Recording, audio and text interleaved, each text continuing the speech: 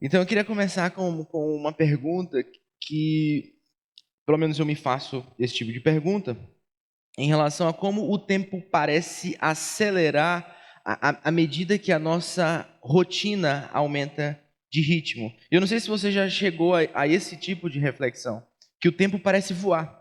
De repente, é segunda-feira de novo. Eu não sei se você notou, mas o nosso encontro começou às 19h30 e já são 8 horas. Então já passaram-se 30 minutos desde que você está aqui. E logo mais já é segunda-feira. E se você não se acordar para a vida, já é outra segunda-feira. E outra, e outra. E essa semana mesmo eu estava conversando com a Nayan sobre isso, justamente sobre isso. Sobre como a semana passa muito rápido à medida que a gente vai tendo um monte de tarefas e atividades. E eu falei para ela, assim, no meio da conversa, que, Nayan, eu me sinto às vezes como aquele hamster, sabe aqueles ratinhos que a gente cria e coloca eles dentro de uma gaiola e eles ficam ali correndo dentro daquele círculo, daquela roda e que não anda 1 centímetro para frente? Pronto, às vezes eu me sinto assim. Eu estou fazendo tanta coisa assim ao mesmo tempo e de repente já é domingo de novo, de repente já é segunda-feira de novo. Mas não é exatamente assim? Quando a gente se dá conta, já se passaram dias, meses e anos. Mas a pergunta, a principal pergunta que eu me fiz, e eu gostaria de sugerir que alguns de vocês fizessem, é quanto do nosso tempo, quanto do seu tempo você tem usado, gastado, investido com coisas realmente importantes. Porque se o tempo não para, se o tempo não espera, a gente precisa considerar muito bem as coisas que a gente faz e as prioridades que a gente tem na nossa vida. Porque de repente eu tenho 25 anos. Né? De repente eu completei 25 anos. De repente você vai completando agora 50 anos, 60 anos, 70 anos. E se você não acordar, você vai ser um daqueles velhos que vai chegar no fim da vida e vai dizer: poxa, eu queria tanto ter feito isso. E assim, a proposta dessa série é justamente minimizar esse tipo de impacto e esse tipo de resultado. Olha só o que o salmista diz a respeito da nossa vida. Os dias da nossa vida sobem a 70 anos, ou, em havendo vigor, a 80.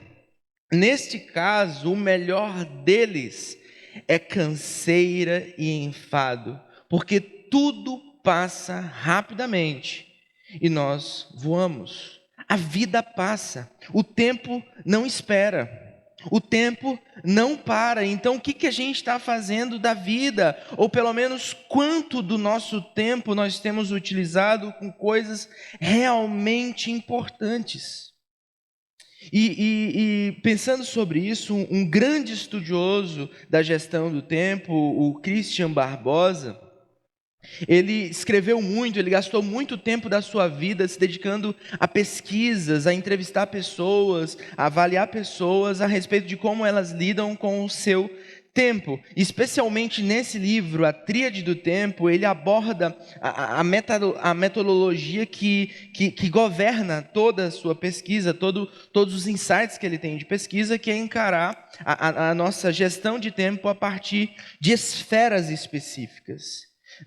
Que no nosso tempo tem algumas atividades, algumas tarefas que a gente executa, que elas são taxadas como urgentes.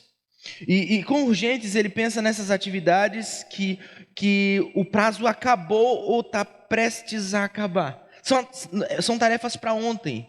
São tarefas que não dá mais para adiar, ou você faz agora ou não faz mais nunca. Então essa é uma esfera de tempo da vida que a gente tem que cuidar. Uma outra esfera de vida é a circunstancial. Tem coisas na vida que são circunstanciais. Tarefas talvez desnecessárias, feitas por comodidade ou por serem socialmente apropriadas. São aquelas coisas que você não gostaria de fazer, que não tem um porquê objetivo, não tem uma utilidade, não vai trazer um retorno, não vai trazer um resultado, mas você faz. Porque o seu vizinho gostaria que você fizesse, a sua sogra gostaria que você fizesse. E você vai fazendo, e vai fazendo, e à medida que você vai fazendo esse tipo de coisa, você vai perdendo o sentido do porquê que você faz aquilo que você faz. Então, pensando nisso, ele aborda uma terceira esfera, que é a esfera das coisas importantes. E aí essas atividades são aquelas que têm importância nas nossas vidas e que trazem, de fato, resultado a curto, médio e longo prazo.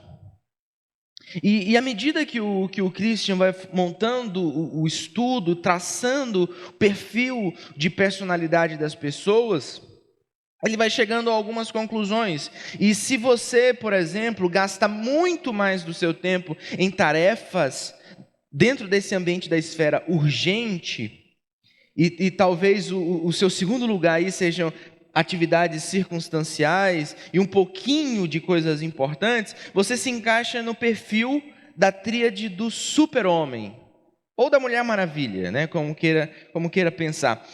O ponto aqui são pessoas que estão sempre atrasadas, sempre apagando incêndio, estão sempre com um monte de atividade, um monte de coisa por fazer, está sempre devendo alguma coisa, está sempre tendo que acordar mais cedo para dar conta, está sempre tentando dormir mais tarde para dar conta da demanda, porque tem muita coisa em aberto, não há antecipação, né?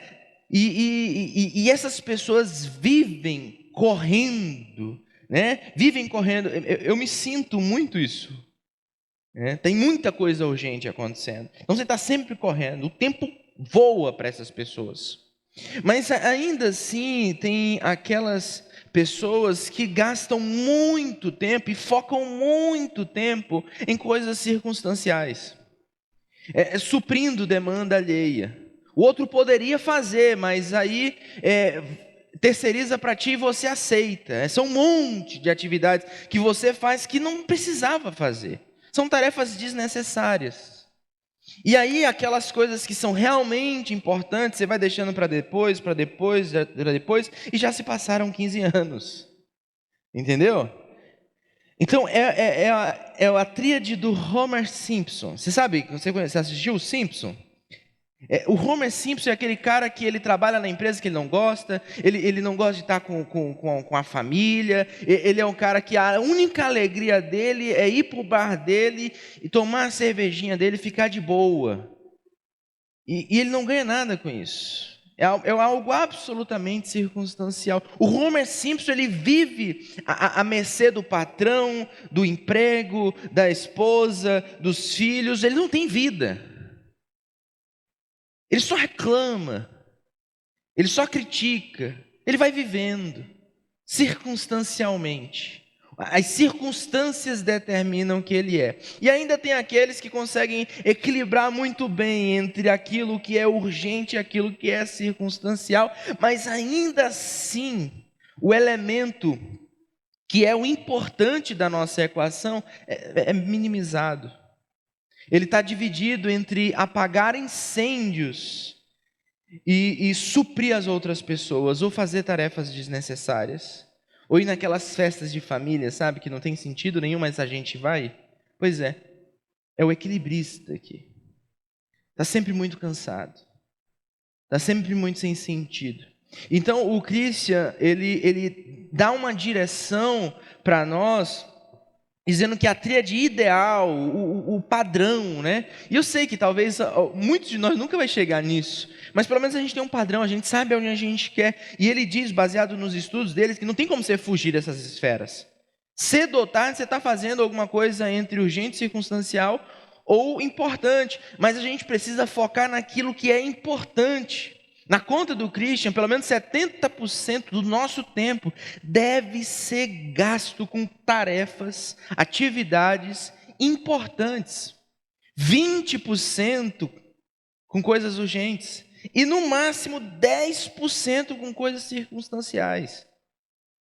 No máximo 10%. E talvez você, no meio disso, já ficou um pouco curioso, né? Com o seu perfil. Será que eu me encaixo em quê, né? Eu estou ali em qual perfil? E aí o Christian disponibiliza um teste totalmente gratuito. Você pode acessar com sua câmera e fazer esse teste, entrar nesse site. E aí ele vai te perguntar ali o ano que você nasceu, te fazer algumas perguntas e depois gratuitamente ele te disponibiliza um teste. É de graça, né? Você não paga nada por isso, mas ao mesmo tempo mais de sei lá, 3 milhões de pessoas já fizeram esse teste, então ele tem um perfil muito bacana, um estudo muito detalhado sobre isso a partir também desse teste, né? O Christian Barbosa, ele tomou essa decisão de começar a estudar a gestão do tempo depois de quase morrer. Ele, desde muito novo, começou a trabalhar muito e a ter uma demanda muito alta de atividades e chegou a um ponto em que o médico olhou para ele e disse assim, cara, se você não parar agora de viver como você tem vivido, você vai morrer. E aí ele tomou uma frase que se tornou assim o mindset dele, assim o princípio norteador da vida dele, que é pare de correr, comece a andar. Então, quando ele começava a aumentar a cadência, quando ele começava a aumentar o ritmo, ele, opa, Christian, pare de correr, comece a andar.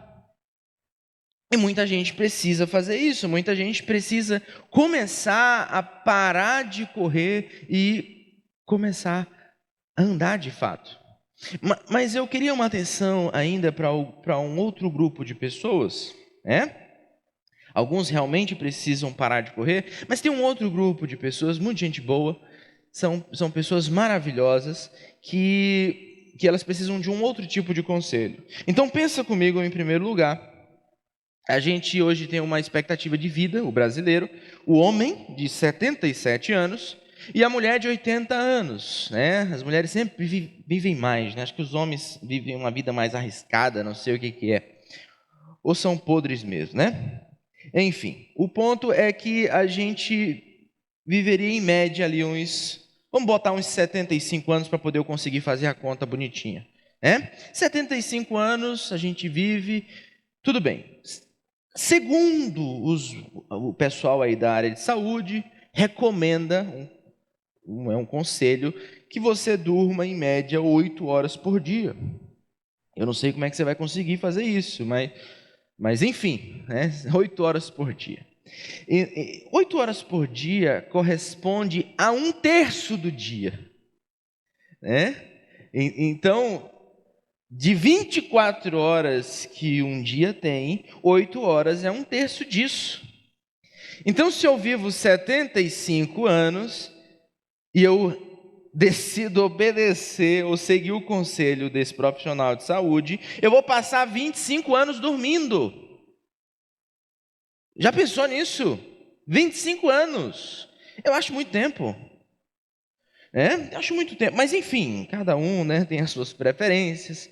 Enfim, o ponto é que eu tenho alguns amigos, gente do meu coração, que eles vivem mais ou menos assim. Eles começam a trabalhar às 8 horas da manhã, né? E aí eles fazem aquele momento ali, aquela primeira etapa do dia, né?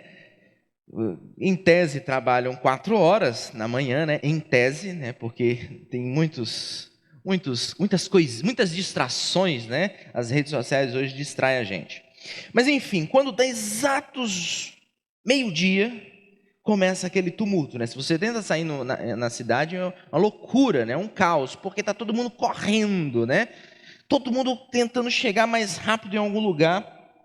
E uma boa parte das pessoas que eu conheço que fazem isso, o objetivo é chegar em casa, engolir alguma comida, né? A desculpa é dizendo que vão almoçar com a família, né? Mas engolem ali alguma comida e adivinham o que eles fazem logo em seguida? Tirar uma cochiladinha. E assim, não é uma cochiladinha modesta, né? É uma cochiladinha de, sei lá, 30, 40 minutos. E aí, quando o celular desperta para voltar para a segunda etapa do trabalho, alguns ainda colocam ali a soneca. Além da cochilada, ainda tem a soneca, que é de 5 minutos. E aí, se o cara vacilar, ele está saindo de casa 5 minutos antes do horário do trabalho, ou até na hora do trabalho, já chega atrasado, tem que inventar uma história. E essa é a rotina do dia a dia dessas pessoas. E quando dá 18 horas, no fim do dia, estão loucos para ir para casa e se jogar no sofá. E de repente, chega um final de semana, um feriado mais prolongado, e o que você fez no feriado prolongado? Ah, eu tirei direto, eu dormia o feriado todo. Então você pensa quantos anos essas pessoas passam a vida dormindo. Então, para essas pessoas, eu não posso dizer pare de correr, comece a andar, porque senão eles vão parar mesmo, capotar. Para esses eu oriento, pare de dormir e comece a andar. Aumenta a cadência. Aumenta um pouco mais o ritmo. E olha só o que a palavra de Deus diz, especialmente para vocês maravilhosos, que adoram uma boa soneca, né? A palavra de Deus diz o seguinte: o preguiçoso deseja e nada tem, mas o desejo dos que se esforçam será atendido. Eu queria que você fizesse disso quase que um mantra, assim, junto comigo, lendo assim, mentalmente isso. O preguiçoso deseja e nada tem. Nossa, isso é fato, isso é verdade. A pessoa passa, sei lá, 2, 3 horas assistindo filmezinho, videozinho de academia, mas não levanta para fazer um agachamento no sofá, né? Não consegue. Na sala, né? Fazer uma flexão de braço, alguma coisa assim. É porque o preguiçoso é um sonhador, mas ele não faz, porque ele gasta muito tempo dormindo. Então, é importante para nós termos essa reflexão sobre o tempo, sobre quanto tempo a gente de fato gasta com coisas importantes. Com coisas importantes. Quanto tempo nós de fato gastamos com aquelas coisas que vão fazer diferença na nossa vida e na vida das pessoas que a gente ama? Então, pensando nisso, há um personagem da Bíblia, uma pessoa histórica, né? Existiu essa pessoa, e que eu suponho que ela seja alguém muito importante. Então, se você considera a Bíblia importante, esse cara ele é responsável por 50% dos livros do Novo Testamento. Ele é responsável por 20% dos livros da Bíblia toda. Eu estou falando do apóstolo Paulo. Se você considera a Bíblia importante, então o apóstolo Paulo é alguém importante para a gente também. E o apóstolo Paulo, ele escrevendo uma epístola, né? Epístola é um gênero literário que, como na época não tinha YouTube, nem como gravar nada, então o cara escrevia aquela carta, né? Que era um sermão em forma de carta, e aquilo era espalhado e lido em outras comunidades. Então, é um gênero literário novo. E o apóstolo Paulo, escrevendo para essa igreja de Corinto, ele dá uma orientação muito específica, falando sobre ele mesmo, sobre aquilo que é importante para ele. E aí, nessa parte da carta, da epístola, ele diz o seguinte para aquela igreja: tudo que estiver ao meu alcance, tudo que eu puder, com toda a força do meu braço, tudo faço por causa do Evangelho, para ser também participante dele. Para o apóstolo Paulo, o Evangelho é algo extremamente importante. O Evangelho é algo extremamente importante. Um pequeno parêntese. O que é esse Evangelho? Né? O que o apóstolo Paulo está pensando sobre o que é o Evangelho? O Evangelho é uma notícia. Não um bom conselho, é uma notícia. Nesse sentido, o Evangelho conta a respeito de algo factual, algo que aconteceu. O Evangelho, ele antecipa para nós que nós tínhamos um problema com Deus e que Jesus resolveu esse problema. E aí você precisa saber que problema é esse e como Jesus resolveu. A questão é que Deus nos criou para Ele mesmo, mas que desde o começo a gente decidiu viver por conta própria. Decidiu viver sobre as nossas próprias decisões, escolhas, preferências, do nosso jeito. E isso mudou quem somos. Isso afetou toda a criação. Isso afetou tudo que Deus criou. Mas Deus nos fez uma promessa, a promessa de que um dia nós voltaríamos para o trilho. Um dia nós iríamos voltar a caminhar com Ele. E esse dia se concretiza quando Jesus vem. Jesus vem, assume o nosso lugar, se torna um ser humano como nós e vive tudo aquilo que eu e você deveríamos viver. E quando a gente pensa que vai dar tudo certo na história de Jesus, ele vai para a cruz. Só que na cruz o plano de Deus se concretiza, de forma que Jesus na cruz, ele recebe todos os pecados, dívidas, problemas que eu e você tem com Deus. E se você confia em Jesus como o seu substituto, como o seu representante diante de Deus, a partir daquele momento em que você confia nele, Deus não considera mais as atrocidades, pecados e culpas que você tem. Então o Evangelho diz respeito ao fato de Jesus ter morrido e perdoado aqueles que creem. Então o Evangelho é a boa notícia de que você não precisa mais se preocupar em como quitar suas dívidas com Deus. Ele já proveu isso para você. É a boa notícia de que Deus já nos enviou um Salvador.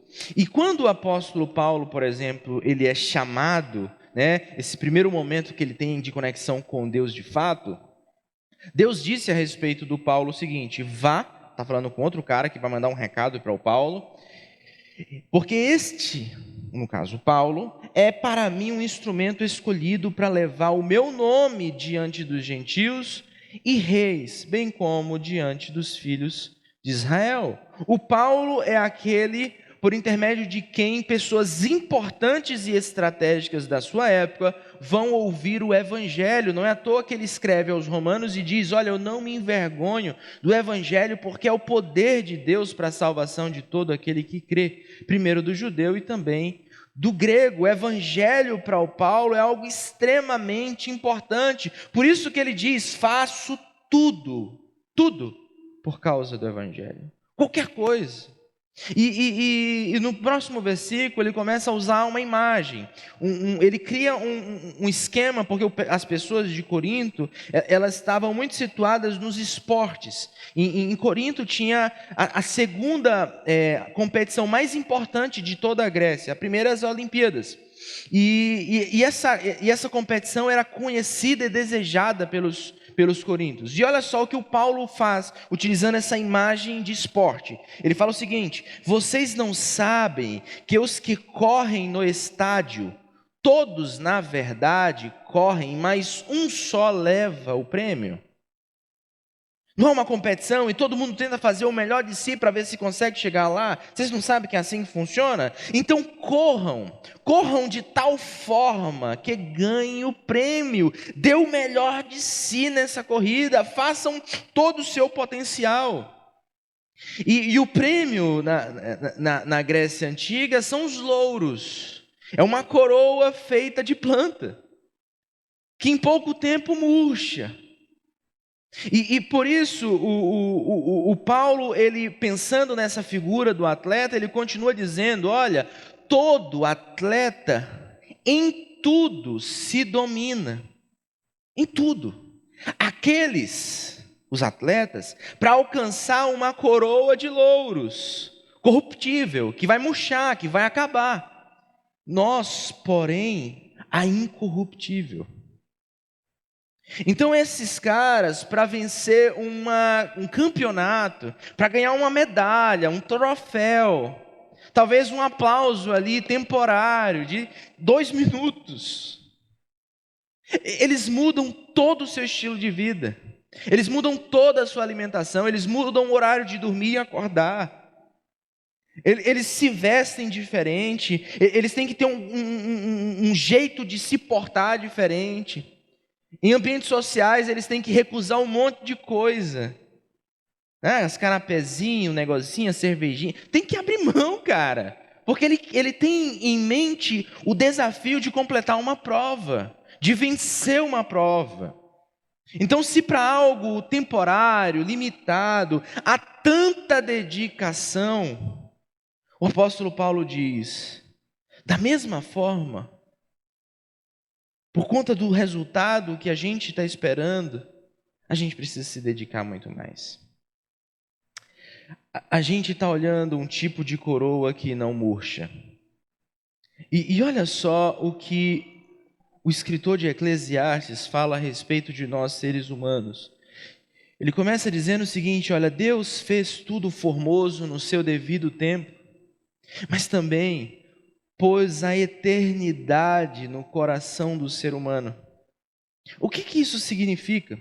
Talvez uma boa interpretação desse texto foi o que um ex-presidente dos Estados Unidos, Abraham Lincoln, falou.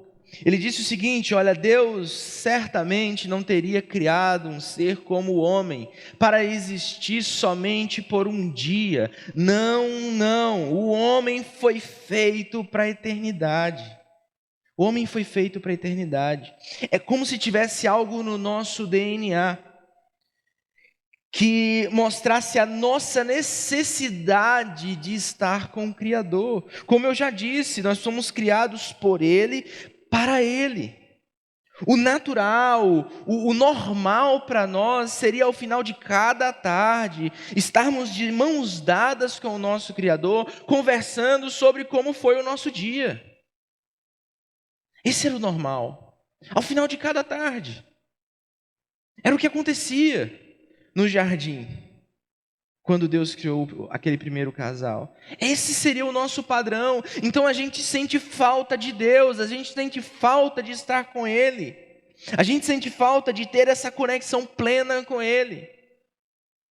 E para alguns que não entendem como preencher esse espaço que é de Deus nas nossas vidas, para esses, eles vão tentando preencher com coisas, com momentos, com experimentos, com sensações, com viagens, com dinheiro, com compra, com novas aquisições, com um concurso novo, com um filho, com um casamento, com uma nova posição na empresa, com reconhecimento dos pares, dos parentes, dos amigos, com aceitação. Mas esse espaço, ele não pode ser preenchido com algo tão limitado e temporal. Esse espaço é de Deus, é do eterno. A gente necessita disso.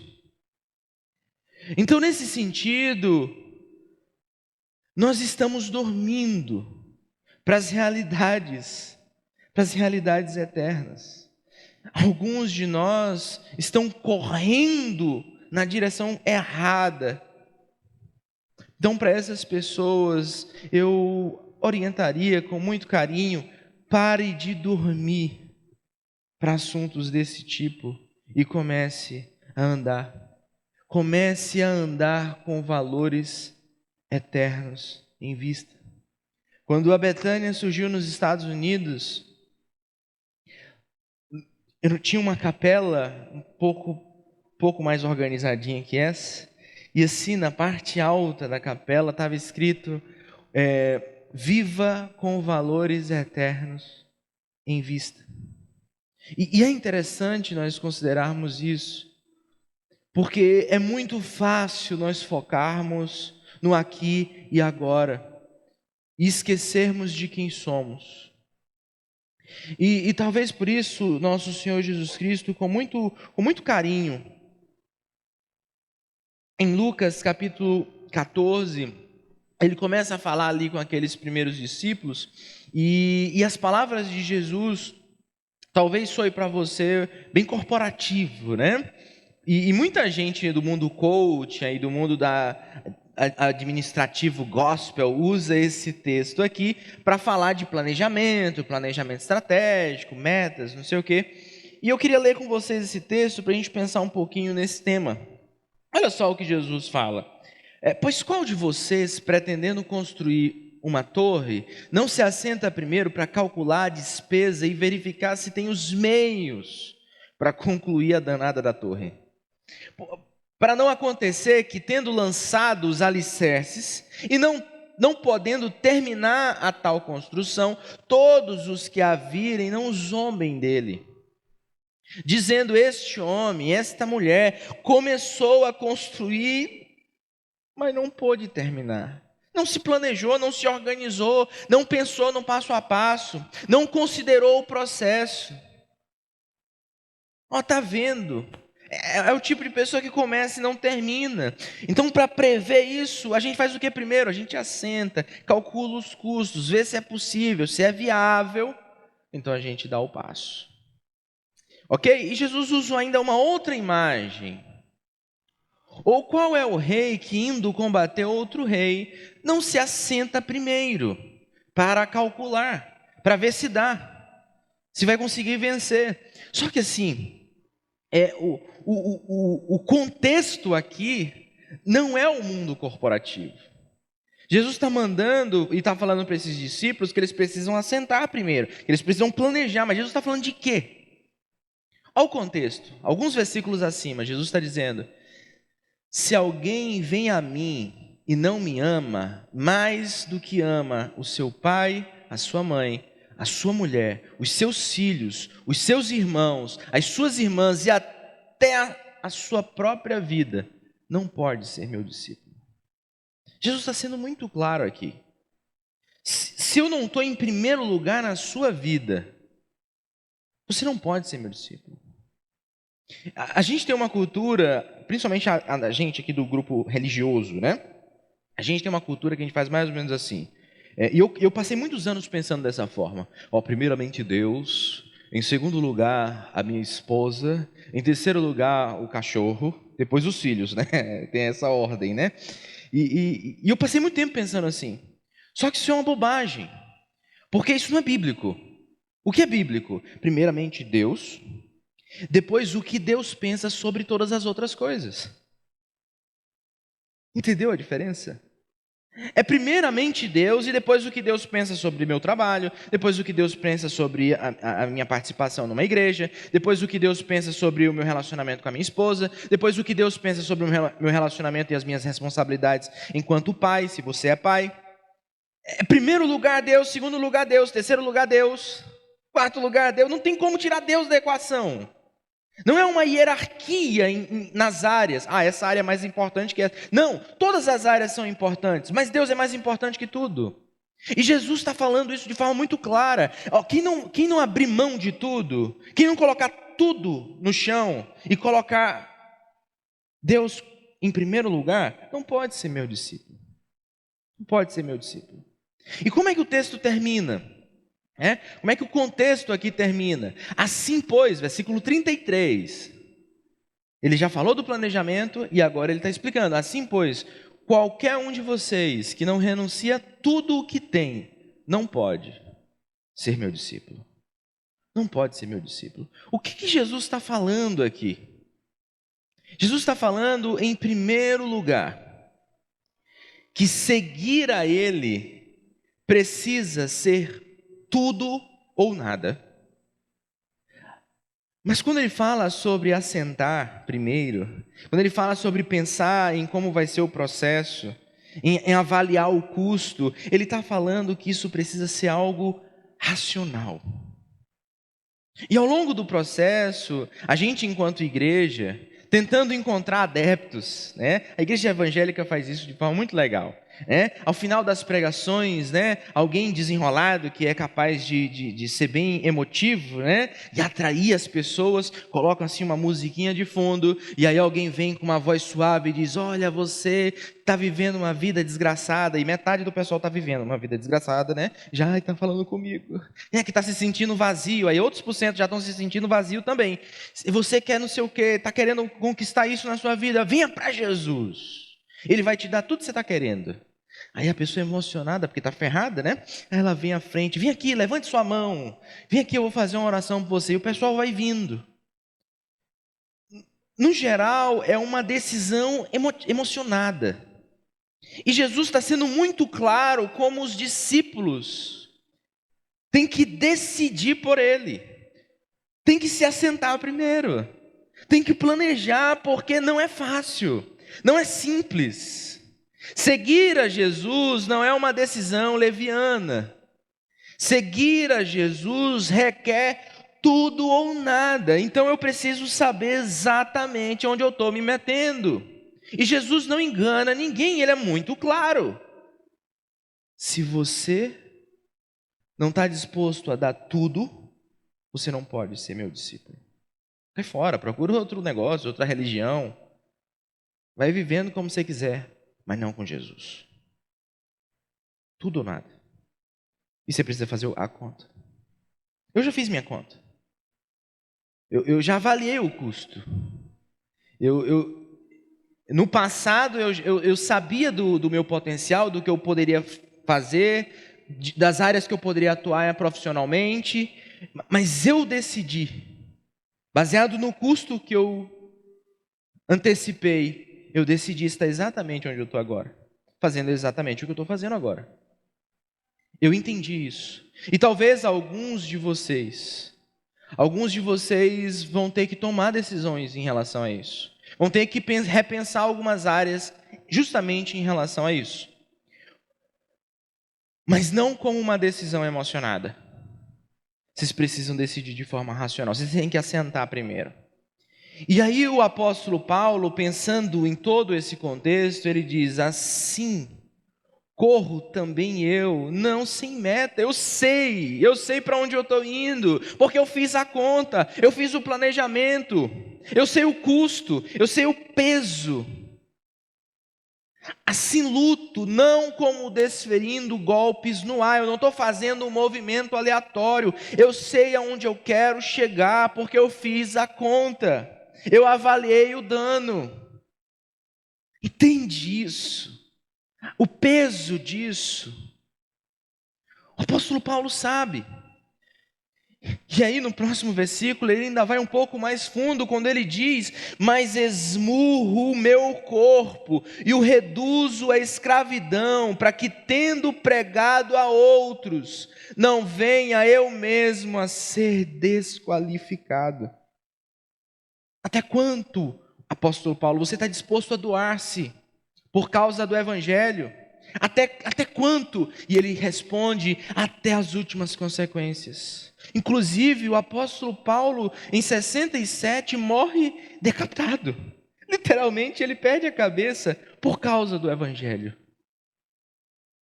Porque o evangelho é algo importante para o apóstolo Paulo. Ele está disposto a fazer qualquer coisa. Se para ganhar uma medalha alguns estão dispostos a passar fome, acordar muito cedo, abrir mão de alguns prazeres por causa do evangelho, o apóstolo Paulo é capaz de fazer qualquer coisa.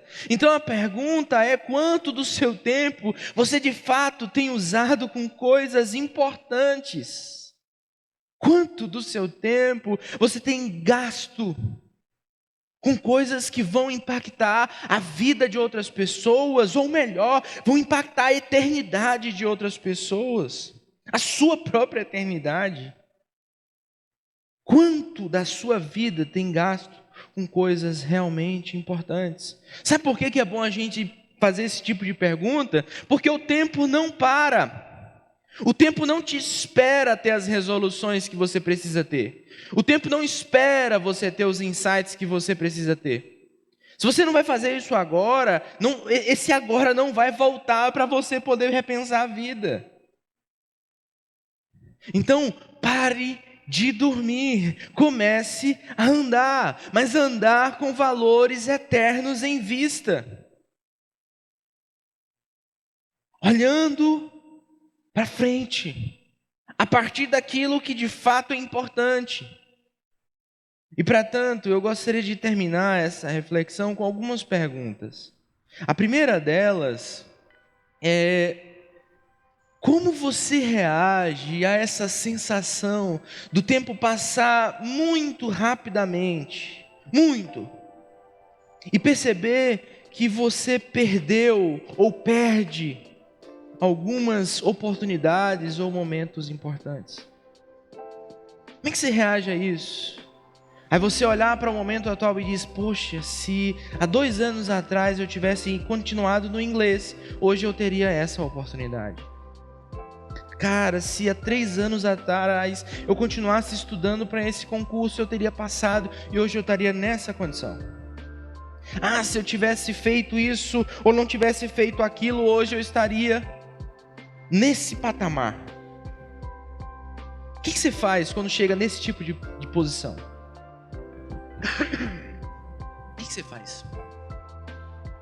Quando você percebe que já se passaram 15 anos, 10 anos, quando você pensou, já estamos em julho de 2023, meu Deus, estamos na metade do ano, e aí? E aquelas promessinhas que você fez ali no começo do ano? Segundo, quanto do seu tempo você realmente prioriza a coisas e causas que fazem a diferença? Ou você talvez está trabalhando aí como um apagador de incêndios, né? Um super-homem, fazendo, né?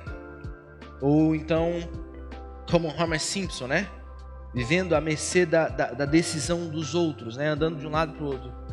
Tipo aqueles bonequinhos de poço, né? Que são feitos com ar, né? Aí eles ficam só assim, né? Como é que é isso? E por último, o que você poderia priorizar a partir dessa semana que teria um impacto para sempre?